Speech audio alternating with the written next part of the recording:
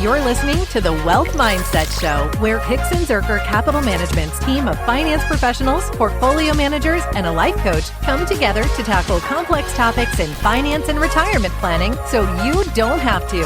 From investment strategies and wealth management to tax planning, retirement income, and aligning your money with your values and purpose, the Wealth Mindset Show offers the tools to thrive. All right. Hey, welcome back to the Wealth Mindset Show, where the Hixon Zuercher team helps you manage wealth, navigate retirement, and make smart decisions for a secure, meaningful future. I'm Austin Wilson, Director of Investments at Hixon Zuercher Capital Management. And I'm Josh Robb, Director of Wealth Management at Hixon Zuercher Capital Management. And today we are joined by Tony Hixon, our founder and partner here. And we are going to be talking about stewarding generational wealth and kind of what does being a good steward mean. But first, just to check in, see how everything's going. I know for me, I just got back. My wife and I went on an Alaskan cruise. Got to see Alaska. Yeah. It was our kind of 20-year anniversary trip, something we've been planning and hoping for quite a while. Great time. Saw whales, which are just incredible creatures that, you don't see them in Lake Erie or anywhere around here. So Blanchard. Yeah. So just cool to see them. I saw some sea otters, and this is what blew my mind. I mean, whales are big, you know that. Yeah. But I saw these sea otters. They can grow up to 5 feet long. I know. I think of these little like river otters, right? Like you hold them in your hand. But not these guys. These are big. They're still cute, but they're bigger cute. Yeah. Yeah, but that's the closest to Russia they would allow you. We were there. Yeah, you were couldn't quite see it. I had my there. Binoculars. Vlad, just wave at them. I know you're watching. It was good weather though, and interesting stuff. Yeah. Great. Oh, you went gold mining. I did. I got some gold. You brought back some. And when I came back, it hit all-time highs. My 2 little flakes that are floating in my little water. Instead of being worth $1, they're worth $2. I don't think it's worth $1. I think I got like 6 cents worth of gold. So, what about you, Tony? Oh man, I can't top that. But things are going well. I guess looking into the future, my daughter is a sophomore at college, and she is a major in Spanish education. And so as part of that curriculum, she'll be doing the study abroad program. And so she'll be heading to Spain next semester. So we're excited the whole semester. Woo! Yeah. So she'll be fully immersed in the Spanish language. That's so awesome. And the fun part for us, my wife, Carrie, and I will be heading over to visit for a week, likely in February or something like to that extent. And that'll be the first English that she'll hear when we arrive. So you should practice and then only speak Spanish when you're there. Just to tick her off. Yes. Yeah. How about you, Austin? Yeah. I guess the biggest thing is our youngest one just turned 1. Oh, man. Which has been a really fast year. So 3 girls, and our middle one's about to turn 3 here shortly. So things are going quickly, but the littlest one is walking and climbing, and before you know it, she's like on top of a table somehow. I don't know how a 1-year-old got on top of a table, but we're having to toddler proof. Baby proofing is one thing, but toddler proofing takes it to a whole new level. But we're enjoying that. So Aubrey, if you're listening, because Jen and May have this slang in the background, Daddy loves you. But stop climbing off that table. Speaking of our topic today, generational wealth. That's right. So talking about generational wealth. So our firm's mission, our purpose here as Hixon Zuercher Capital Management is to steward generational wealth. And I think that, we just decided it'd be a great idea to take this episode and talk about what that really means. What does A, stewardship mean? Mm-hmm. And B, generational wealth. What do those things mean? So, Tony, let's just take a step back and talk a little bit about Hixon Zuercher and how we came to that mission today and how we got to be where it is. Yeah, absolutely. So the backstory is that my co-founder Adam Zuercher and I, way back before it was cool to come up with mission statements, we did lunch and started to realize that we had similar values and goals and wanted to be entrepreneurial. And one day over cheddar biscuits at Red Lobster, we became partners of at that time Freedom Financial Solutions. We rebranded 10 years later. But nonetheless, Freedom Financial Solutions, we did start out with a pretty cool mission statement. It was very long and convoluted. Well, I don't even remember it at this point. It's escaped my brain. But one funny story is that I challenged the team to memorize it. And if they memorized it, they got a gift card to their favorite restaurant. And our intern got it right. That was right. She did. Not our team members, but our intern. So it was we knew it was too wordy. And so when Josh became a partner in 2022, Yep. We decided to do an offsite. The three of us got together. Adam was still a part of the team at that point. He retired in 2023.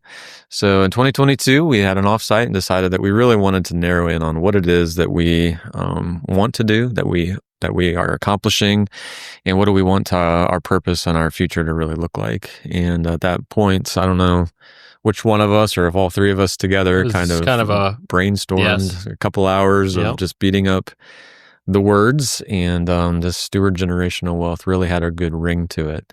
And so I'm excited today to really dig into the definition of those words. Stewardship is a very broad topic, a broad meaning. We're going to really define what it means for us. Generational, this isn't just for us, it's for future generations like Aubrey and beyond. And then wealth, we define, and maybe not in today's episode, but maybe a future one, but we define it as more than just money. It's not just financial. You can be wealthy in relationships and purpose, in health, and all of the good things that we want our clients to have. So it's kind of a background on how we got to where we are. Well, I'd like to thank you first for shortening that up a little bit. Yeah, you're welcome. Easy to remember. Now, they did take away the opportunity to get the lunch gift card when they trimmed it down to 3 words. That's true. Because but the nice thing is, like, everyone has it on the top of our brains all the time, right? It's easy to remember. We all know what we are aligned and coming to work each and every day to do, and that is to steward generational wealth. So let's break that down. We got a couple sections. So let's talk about steward, and specifically stewarding of wealth. So Josh, talk a little bit about just stewardship in general. Yeah. What is a steward? Yeah.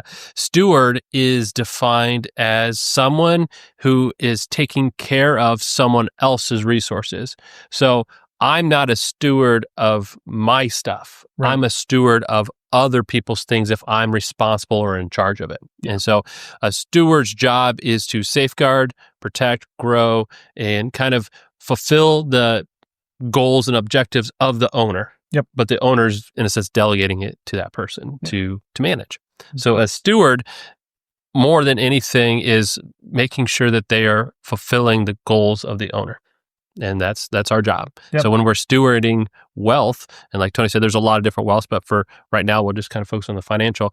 Our job isn't to obtain our goals and objectives. As a steward, our job is to say, what are the client's goals and how can we best manage and grow that wealth to meet those? So there's really a couple ways this could go then. If you are a steward, you can be a good steward, or I'm sure there are ways to be very bad stewards as well, right? So Tony, talk a little bit about what a good steward would be. Yeah, well, I mean, the thing I love about understanding what a good steward is you have to explore what a bad one would be. So I guess I'll turn the question back to y'all. What comes to mind when you think about bad stewardship? I think I mentioned is whose goals are you trying to achieve? So a bad steward may still manage the money well, but if they're not doing it towards the right objectives, they're not being a good steward. So you could say, oh, look how much I grew this money. But if the person said, I actually wanted to do this, maybe something different, well, I wasn't stewarding it to your goals. So I think the first is a good steward knows and understands the objectives, knows where they're going. And then the second thing is that they are mindful and are active, not passive when it comes to being engaged. And so I always think a great example of, in the Bible, there is a parable that Jesus told about some stewardship. And he uses this concept of there's this rich ruler, he's leaving, and he calls up a couple of his servants and he says, hey, here is some of my wealth. So gives, 1 talent was a measurement of wealth. So here's 1 bucket of money for you. You get 3 and you get 5. So each student got a little bit different amount, and then he left, and they all were put in charge of this money. They were stewards. And the concept was they were all given the same objective, which was safeguard and grow this for me. Do what I would do if I was here with this money. Really, that's what he's asking. Right. So they're gone and they all do their thing. He comes back and he says, all right, show me what you did. And the first one said, hey, I had 5. I worked hard. Now I have 10. Here you go. And he says, good job. Next one says, hey, I had 3. I doubled it. I have 6. Here you go. Great job. Now, 2 different amounts, and he was happy with both of those results. Correct. It wasn't that the 3 with the 6, he's like, well, you should have had 10, but he was happy they both achieved their goal. Then the first one, the one that had 1, said, hey, I buried it. Here's your 1. I didn't lose it. And he thought, because he knew he was an angry. Rude. Yeah, he said you're shrewd, and the owner was like, well, if you knew I was that way, you knew my expectations of what I wanted of this, and you didn't do it. Not good stewardship. So that's a great example. I think it breaks down is it's not how much you're managing as a good steward. It could be a little or a lot. Your job is to steward whatever that is well and do it to what that owner would expect. Yeah, I think it goes back to whose interests are you making that decision in, right? So if you are a steward, you're not making that in your own interest. It's not yours. Yep. You're making it in the interest, in our case, of our clients who have entrusted us to make that decision for them. And that is that whole philosophy, it just permeates in everything we do. And we hope it does. And if this is an opportunity, we all need to just keep that in our mind as we are doing things on behalf of other people for them. And as long as we are doing that in their best interest, we are acting in a good steward. So what happens when the market doesn't go well? It's your intention in what you're trying to achieve. So if we're a person is being a good steward, but then things just don't work out. Hey, I tried this investment, I bought this thing, or whatever the idea is, and it just didn't work out. Well, stewardship is based on what you're trying to do and achieve, not just the outcome. And so, am I being a good steward? If my intentions and my goals were right, that's really what it's being measured here from that standpoint. The way I kind of think of it too, Austin, is our clients earn X. And I know if you're on the podcast, you can't see my hand; it's up in the air, and they live on this, and my other hand is lower, and they save the difference. It's for their future selves. And so, Austin, as our director of investments, the money that you're putting to work in our strategies isn't yours. Correct. You did not earn it. Yeah. They earned this and spent this, and they're investing the rest, and they're entrusting that to your responsibility as our director of investments. What kind of weight on your shoulders, what kind of stewardship responsibility do you take with that? I mean, it's heavy because these people, and we work with hundreds of families, and it's a blessing and an honor to be able to do that, but these people sacrificed. Yeah. They lived below their means for years and years and years to be able to have a sum of money to hand over to someone who knows what they're doing, is what we would like to say we do. Sure. And to put them first to make decisions on their behalf. So the fact that they worked so hard for this makes the pressure even more, right? We have to come to work every day knowing that these people could have done a lot of things with this. They could have lived very extravagantly, but they sacrificed to get here. And we want to put that money to the best work we can to give them as we would say in the investment world, the best risk-adjusted return possible. Of course, we want to give them a growth of their assets, but we want to do it in a way that makes them fulfill things that they want to fulfill in their lives. So it's more obviously than just numbers here, but it is a big pressure because if Tony and I, we're managing these portfolios together here.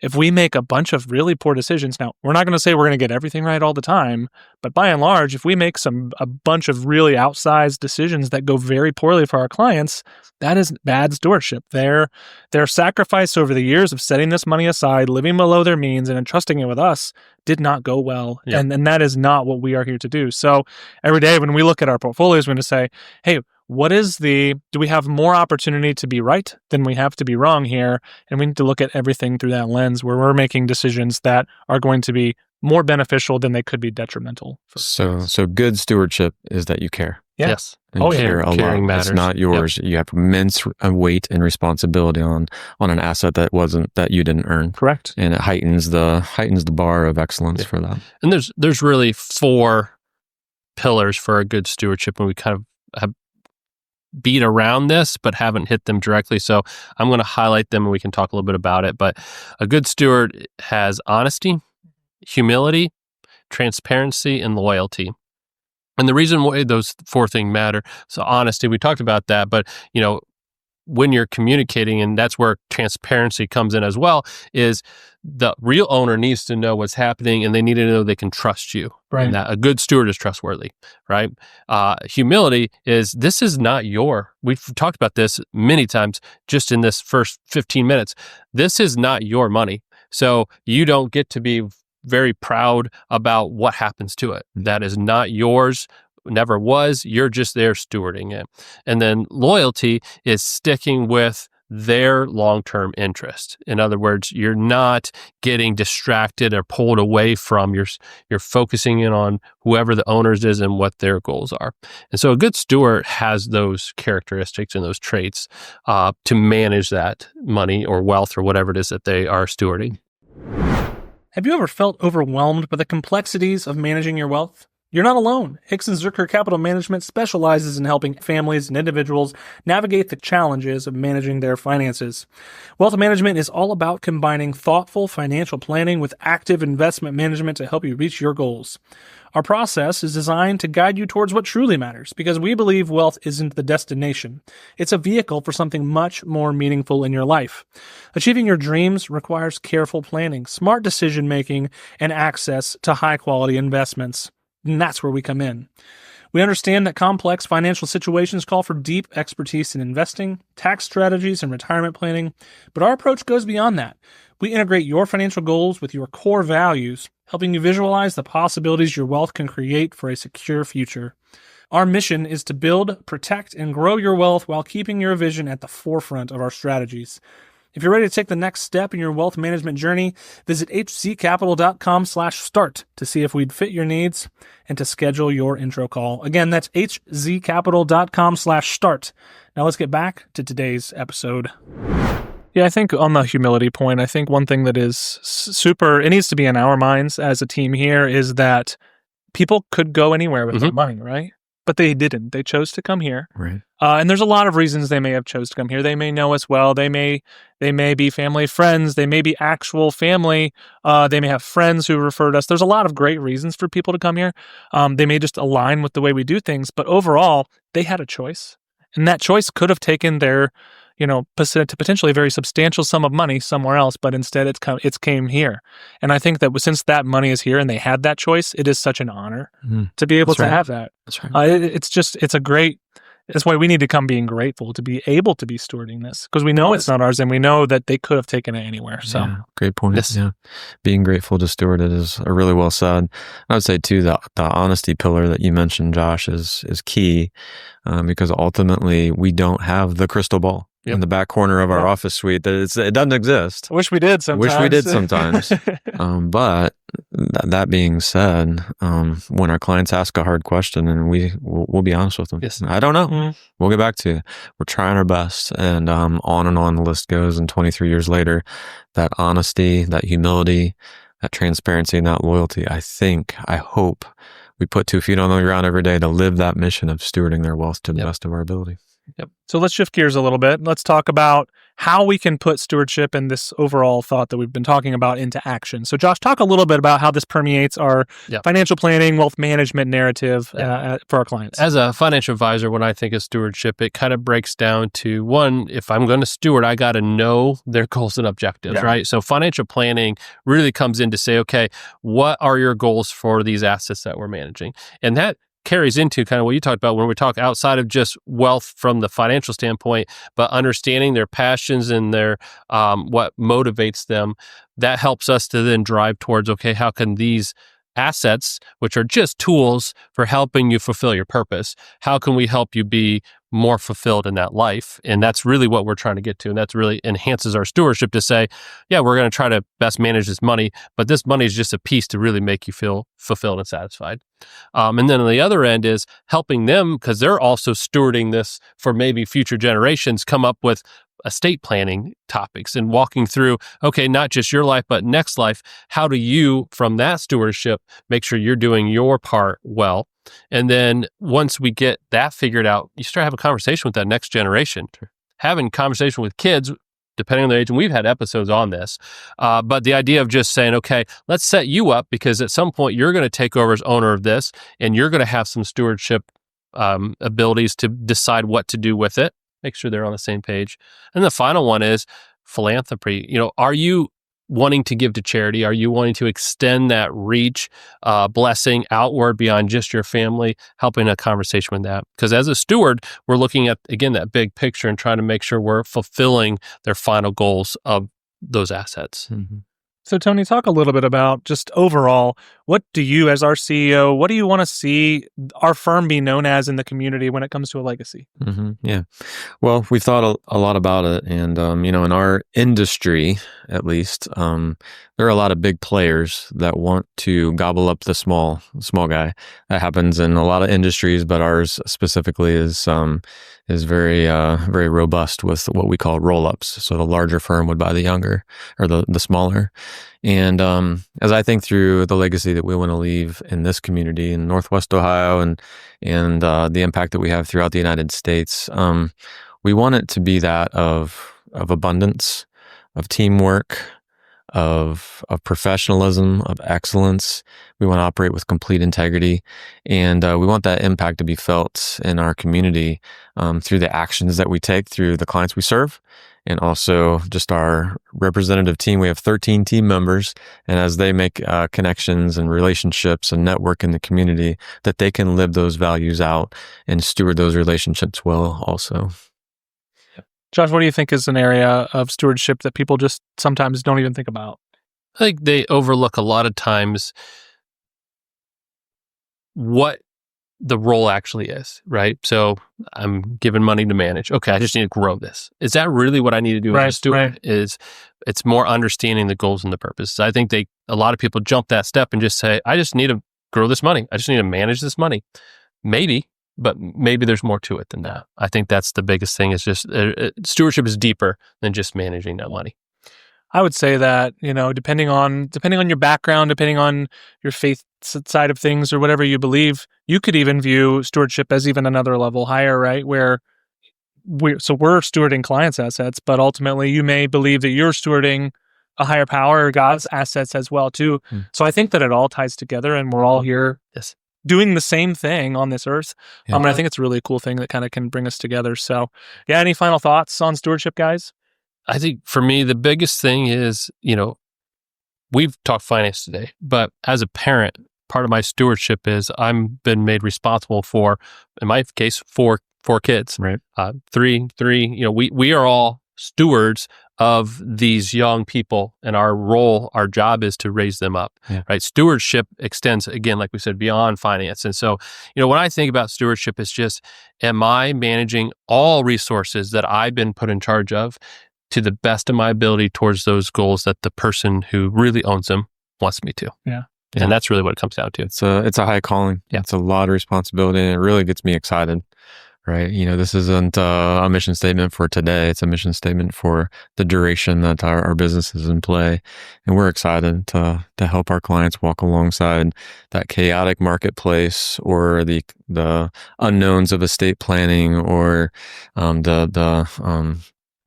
just the other complexities that, Josh, you deal with in explaining tax planning techniques and all the other chaos that you help them through.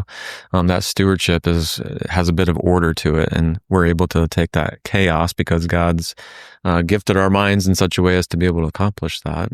Nothing through our actions, but through the blessing of God, that we're able to make order out of that chaos and live it each and every day to the best of our abilities to help steward their wealth. Absolutely. Yeah, we send cards out for long-term clients when they hit long-term, they've been with us 10, 20, some of these people, 10, 20 years. It's amazing. It is. Every time I sign those cards, I'm like, thank you for the opportunity to steward your wealth for you for 20 years. Yeah. Isn't that amazing? So if you're one of our clients listening to us who's been with us for a long time, just thank you. Yeah. Because we wouldn't be here without you, and we're not going anywhere. That's right. Awesome. Well, if you enjoyed today's episode, if it was insightful or you had some thoughts about stewardship that maybe it struck in your head, hit that subscribe button on your podcast player so you don't miss the next episode. And make sure you follow us on social media. We're pretty active on there. We'd love to touch base with you there. And always feel free to check out hzcapital.com. Check out all of our tabs. You can read more about what we do as a firm, what we believe, how and why we do things. You can meet our team. Or check out thewealthmindsetshow.com where you can find transcripts of our episodes and resources there. Other than that, thanks for listening, and we'll see you next episode. Talk to you later. Bye. Bye. Thank you for joining us at the Wealth Mindset Show, where we tackle the complexities of finance and life planning to help you align your wealth with your values. We hope today's conversation provided value and clarity as you navigate your financial journey.